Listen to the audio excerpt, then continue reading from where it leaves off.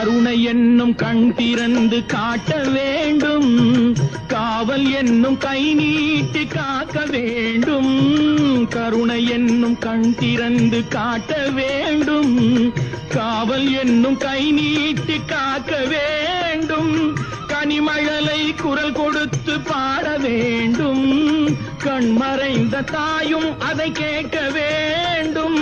கனிமழலை குரல் கொடுத்து பாட வேண்டும், கண்மறைந்த தாயும் அதை கேட்க வேண்டும். கவலைகளை உன்னிடத்தில் தந்தேன் கண்ணா, கருணையே அருள் செய்ய வருவாய் கண்ணா. கவலைகளை உன்னிடத்தில்